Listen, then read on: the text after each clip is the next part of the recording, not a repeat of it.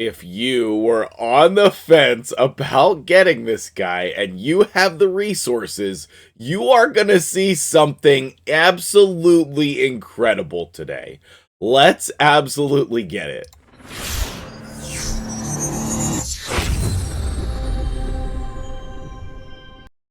What's up, guys? MtgJedi here. How you doing today? I have pulled, built, and tested Grand Oak Padraig all in one day. So much time and effort into this guy, and I can tell you that he has absolutely exceeded my expectations. We're going to look at him in a bunch of different areas of the game. I'm so excited for this showcase, and then you guys let me know in the comments where else you would like to see him. I think he can be used in so many areas of the game. I think he can be an absolute game changer for you, and he is going to be the piece that enables your account to get boosted forward. Also, he looks freaking cool. He looks like straight out of Lord of the Rings in those Hobbit movies. Love him. I absolutely love him. I love everything about him. I love his kit. I love his aesthetics.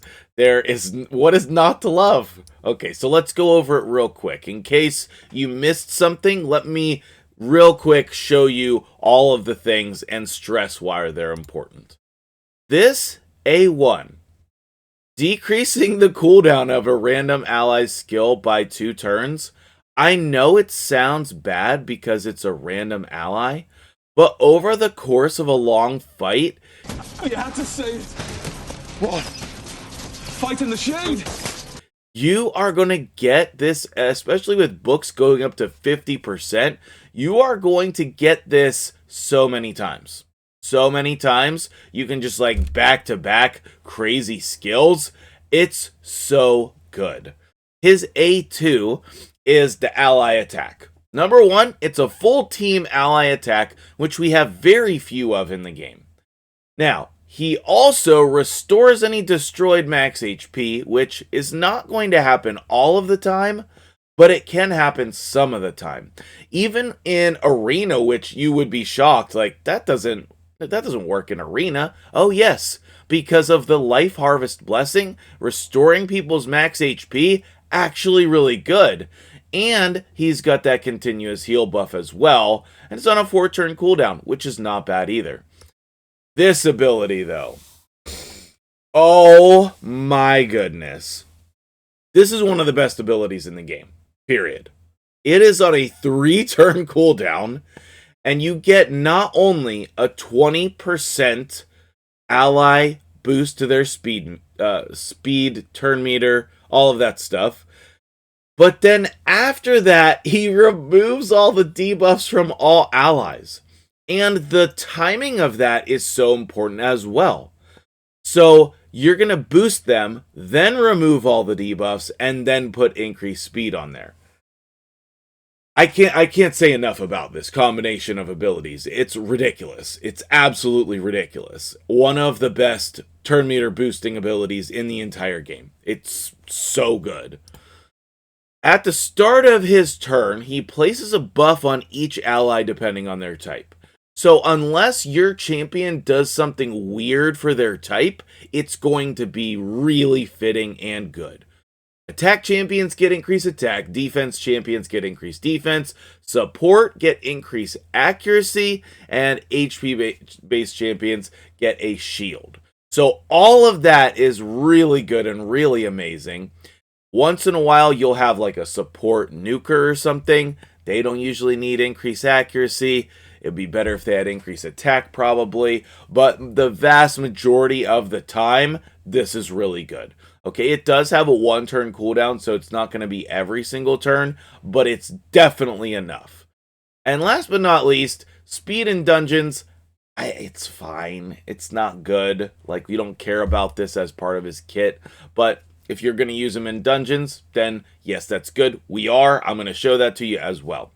Now, his base stats are a little weird. You would think with a 1200 base attack as a support champion, like he would do some damage. He does not. So I'm kind of confused about that. But the 112 base speed is also insane. Also insane. So let's take a look at my build of him. I did get the 5-star blessing as well, and I'm not sure the blessing matters hardly at all. Okay, so here's his build that we're going to use. I have him in Relentless and Speed, mostly for the Hydra stuff, but also that's helpful in other areas of the game. I think counterattack accessories are insanely good on him, but like I found these like this attack to be not important. It's fine if you just have like the HP, defense, whatever it is. Whatever it is, really. I just put this on here. It's insane and feels like kind of a waste on him, but I also didn't have it on anybody. So I put it on him. Really didn't impact the damage almost at all, but the counterattack part, that definitely did. Okay? Now, he does not need any type of accuracy whatsoever, so you can put whatever banner you want on him as well. And again, I just took an attack amulet because it had some, good speed rolls. So you could just make that whatever you wanted. I think maybe resistance would be better on him. That way he's not getting debuffed. So that could be a route to go. I didn't build that on him originally because I wanted to test and see, is he going to do any kind of damage? The answer is no. The literal only important stat on here is his speed. That's it. That's the only important stat. The rest was completely meaningless and pointless. I don't believe it had any impact on anything. He did almost no damage in a very long fight. You're going to see that in the runs that I'm going to show you today. And so just ignore just everything except the speed. I do like the Relentless gear, though. If you can manage to have a high speed with Relentless gear, that's great. But you could honestly just go like 4 speed sets. I mean, three speed sets. Now, what I would have wanted to do is put him in some kind of interesting set, like maybe Supersonic. Okay, Supersonic is a really good one. Okay, I would have liked to see that. I also think he could have been very good if I had a 9-piece Merciless. I would have put that on him for that chance of getting an extra turn with the speed and the ignore. So like, I think that there are some interesting set choices. I think most people are going to put him in Relentless, if I'm being honest with you. Maybe you have like some good reflex gear. I don't. I really do not have good reflex gear. So I would just put him in broken sets, speed sets. It's shocking how easy it is to build this champion, which is amazing for literally everyone.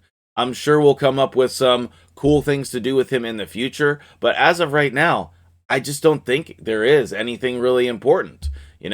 Get those revenge accessories on there from the 3v3 shop, put him in some way to get more turns or boost his turn meter or reduce the cooldowns. All of that kind of stuff would be great on him. And other than that, you don't need anything. He doesn't need accuracy for debuffs. So if you have an idea of something you would want to see him tested in, let me know. I'll put him in Intimidating Presence. Again, I don't think that there's that great of a blessing on him. I tested him with damage blessings, and that's not really going to help. So I think the best thing you can be doing is Intimidating Presence. Even though that's not going to impact much in Hydra, if you're using him in some of these other areas, then you're going to get a big boost on that aura. Like, he's going to really help the speed on your hard Fireknight team. You're going to be able to cheat the speeds that I have on my team if you can't get them, okay? And that he's also going to help in Arena if you're putting him in there to boost someone else's aura, like your Arbiter. So I think the best choice is Intimidating Presence, but maybe there's another one that could also work. As far as masteries, again, his masteries are not really that important. I think that you can put these damage masteries on here, going down to War Master, but again, he's not going to do that much damage. So you could skip that if you wanted to. It's possible that we would want timely intervention. Like, there's not really a good tier 6. Tell me what masteries you would run on this guy. I put War Master for a little bit more damage. I do actually like this weird support tree doubling up over here. I thought that was pretty good on him. The turn meter boost from rapid response is great. And then boosting when your allies are dead to revive with somebody else. And then we have the, the extension of our buffs, which he's going to put up. We have the healing that he's going to do, the shields and whatnot. So I like the support tree quite a bit. I kind of wish I could have also got Lore of Steel. Maybe that would have been better than Cycle of Magic, but I really like the Cycle of Magic too. He's just going to literally cycle through his abilities so quickly. So where all are we going to use him? I'm so glad you asked. We are going to show him in a lot of different areas of the game, so that is going to be helpful for you. I'll try to put chapters so it's real easy for you to skip between the portions. Especially if you're clicking on this video later on down the line, you'll be able to just see, okay, let me go right to the arena section, which we're going to do first, or the Hydra clan boss. All of that stuff. I didn't collect any rewards or anything so that I could show you the teams that I used. All of that stuff, I'll put the chapters there for you. Let's start off with Arena though, because I think a lot of people are gonna like this team.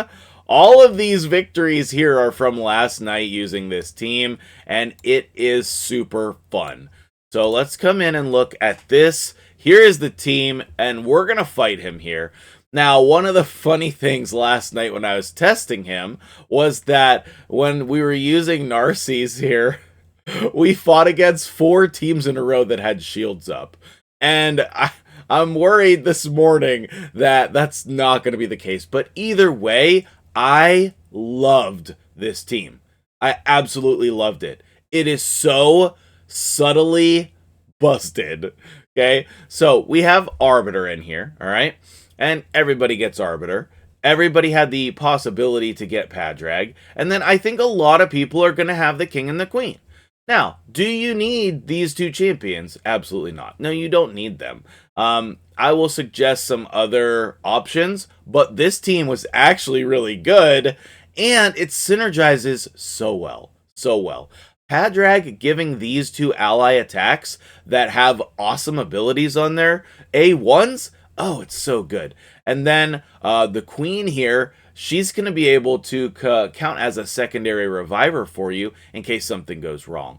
Plus, Narcisse is a little bit tanky. It's just really good overall. And then if you don't nuke them, because you're going to turn meter boost. Like, he's just a turn meter booster here, okay? And if you get past the time where you turn meter boost, then he's going to ally attack. It's just so good. It's so good. So anyway, let's come in here and look at this. I'm drinking some coffee still because it's early, and we're hopefully going to see just an absolute nuke fest here. And they all have shields. Boom! That's what I'm talking about. And then we'll just slog through the rest of this. Wait until Ultimate Death Knight gets a turn. Nope, we'll just bust through it. And you can see there, he got the cooldown on his skill, probably because of Padraig, but it's hard to tell for sure. I didn't see a little, notification or whatever, a little icon pop up, whatever it is. But that is just a great showing for this team. Are we going to be faster than this guy, and is that important? Yeah, I mean, we can try. We have Intimidating Presence on him, right? And we have a pretty fast Arbiter. So that's going to allow us to be a lot faster. And so that's coming into play here as well. Pretty confused about why his AI did that, because I have it set for him to speed boost. Maybe he got an extra turn? I think he just got an extra turn. Okay. I'm pretty sure that's what it is. And actually the extra turn really helpful here. And the ally attack really helpful. So he's bringing in damage. He just doesn't get counted as doing the damage. Now, Monkey if we can't keep him dead, is going to strip our buffs, which is unfortunate there. But you see, we still fought through it. And if you're manualing it, it's not going to be a problem. Okay, I really think he can just come in here and fight. One of the things I am curious about is what happens against Tormund. I think people still get frozen because you cleanse and then put on the increased speed. But that's interesting to see here also. Okay, it ended up not mattering, I think. I'm not exactly sure. We had the decreased cooldown there, which is great. And either way, like, we still got the W against a very tricky, challenging team there. Well-built Valentos. But yeah, so I think that he's amazing in Arena, and this is a great option. Now, if you don't have him, okay, if you don't have the King and the Queen, then what other options could you have? I think another great option would be Cupidus and Venus. I don't know how many people have them these days. The more champions that are in the game, the harder that is. But you can use his ally attack as well and build like the blender type of a team. That's going to be good also, okay? So that's going to be an option. I think any type of champions that you want to put in here are probably going to be good. Like Leo's going to be good in here. Just so many champions are going to be good in here. I think if you put up block damage or something, that's going to be good. Like an Emic could be really good in there. If you have this guy, you need to go build him. He's absolutely insane. And then that would give you also another Reviver in there, which would be cool and interesting. The great part is you can now use your defensive nukers here as well. So let's say that you had Stultus or Ragash or somebody like that. Let's just pretend that he is Stultus, okay, Tatura. You can put your defensive nukers in here as well, which in the past you have not been able to do. Like, you had to have Sifi in order to run defensive nukers. Almost entirely. You know what we could do, real quick? I don't want this video to be too long, but we can put defensive type champions in here. Oh, Valkyrie would be insanely good. Harima would be excellent in here, right? So you have so many options for him in PvP. And you don't even need to use an Arbiter team, but I think he's particularly good in an Arbiter team because of that speed boost. But the buffs he brings you is so clutch also. Moving on to Doom Tower, I think that you can use this guy in basically any boss fight for Doom Tower. You could also use him as part of your wave clearer. Like, if you don't have Seer, you just got Armands, you want like this wave clearing team, he could be really great for you there. Help with so many things. I didn't go make one of those teams because that's really more customizable to each individual account. But starting with Armands and him and then some damage dealers, it's going to clear the waves pretty quickly for you. What I think is going to be quick and easy is a team against Griffin. So I put together this team here, and I think that this is going to be just really good against this boss, and then we're going to use this in another area also. But the nice thing about this is it doesn't matter what the champions you're putting in here. You know, if you're putting Royal Guard or something in place of your Newt, fine. If you have a different ally attacker or you want to use a different support champion, fine. Razelvarg is going to be amazing. He really is. And Kaimar's going to be amazing. He is. But you just don't need any of these things. They're just going to be good options. Now, I have a lot of these champions built for damage. So if you're not clearing the waves as fast as me, then that would be why. Like Kaimar, built for damage. Razelvarg, built for damage. Even the new guy, Padraig, he's built for damage. Do you need that? Again, you do not need that, okay? And basically, you want to save all of your abilities for the Griffin. And then you want to open A1 on the Griffin on all of your guys so that you don't put up all of these buffs. Okay? Now, you're going to have some buffs that he's going to remove, and Newt's going to come in with his A3 because whenever we reset, we want him to be able to reset that ability. Okay? Now, is this ally attack necessary for this type of a team? Definitely not. Again, you can just go with something that is going to be less stressful on the turn meter, right? Like, you don't need it. You don't need it. But now we're going to see Kymar coming in here. He's going to be, resetting the cooldowns on everybody. We're going to ally attack with all of these. And then Newt is going to kill the boss. One more. There we go. Okay. Now, that is my best turns. And you can see pretty close to my best time as well. I'm sure there are faster teams out there.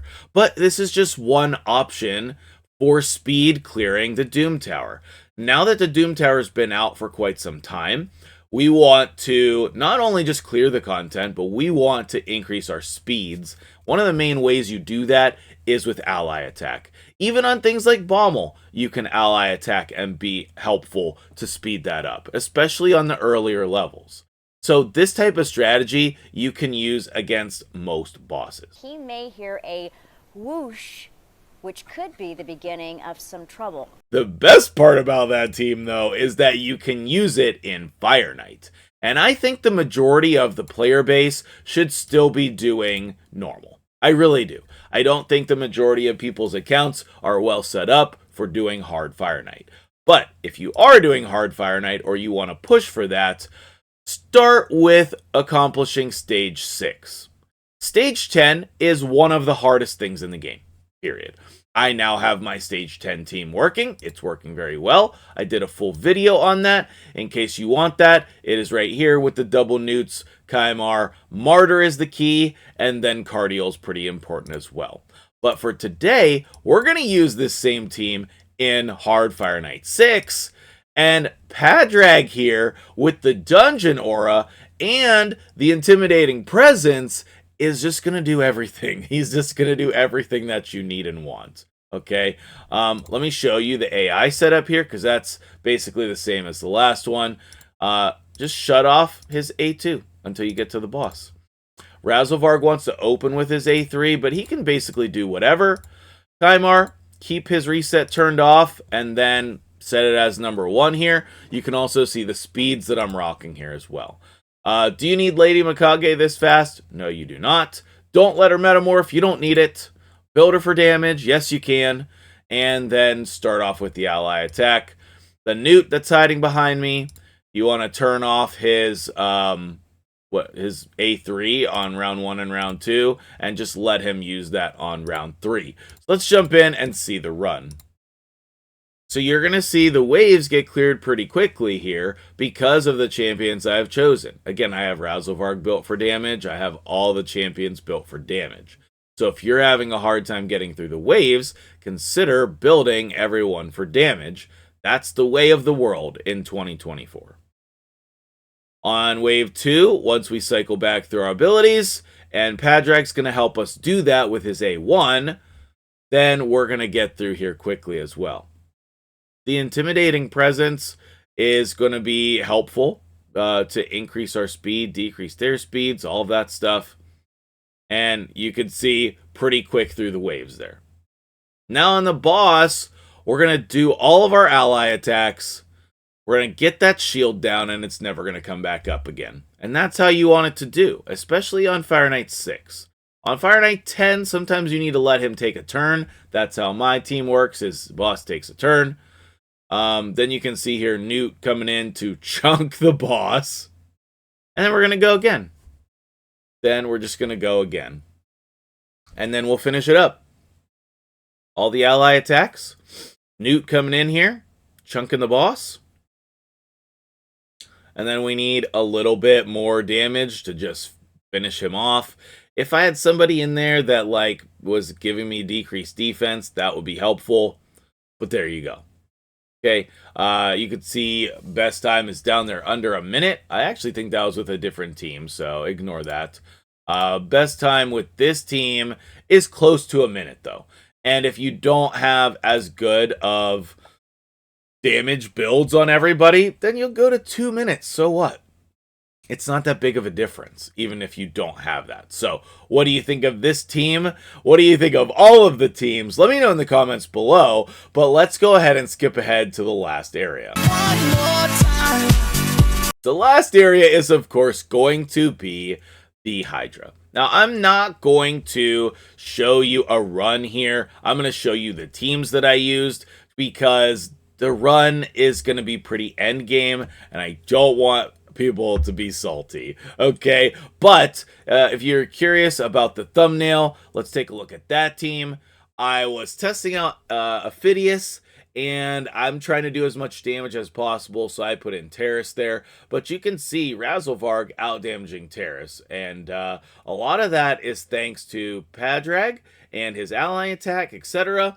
Phidias, he's just, you know, he's helping boost your damage, but it's mainly the HP burns. Molly's great. A lot of people have MtgJedi. You can see him doing really good damage. I actually need to rebuild MtgJedi, take him out of Relentless and put him in Savage.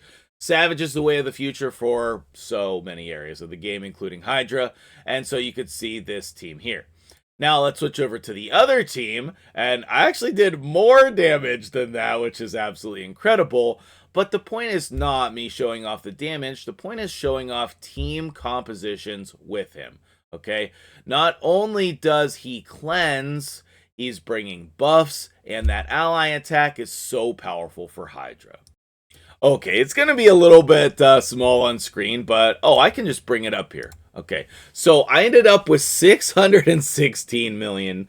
I have a goal that I am working on, trying to get to 1 billion damage on hard.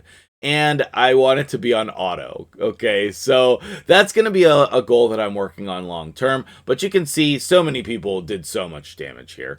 Turvold in here, Krisk, Venus, Terrace, Molly again, and then Padraig. He did 22 million. Okay, he did 22 million. That's nothing. It is nothing. Okay, especially with the build that he's in. The rest of the champions are really doing the damage. I mean, don't get me wrong. You can see where I was testing the Heavens cast in some of these teams here, but we're just going to put Intimidating Presence. Also, I should have put Terrace in the lead here. That was just my mistake with the wrong aura, or at least Venus. And I need a blessing for her. That's my secondary Venus, so I need to find a blessing. Getting blessings for dupes is difficult. Very difficult. But anyway, those are the two teams that I used. We were able to end in second place. So shout out to UOA Legends and everybody in the clan. If you need a clan, message me. Click the link in the description. You can definitely get a spot. We have a spot for everybody, no matter what level of the game you are. Shout out to my two dudes who had more points than me in the clan, Hesh and Janoko. Killed it. Absolutely killed it. So that'll do it for me here today. The work is done. It always will be. What do you think about this guy? I think that he's absolutely amazing. I have been so impressed. So impressed. I think he's easy to build. He's easy to use. You can slot him in so many places. But let me know what you think in the comments below. And if you made it all the way to the end of the video, considering liking the video, that's going to help it reach more people. Have a great day, and I'll see you in the next one. Boom.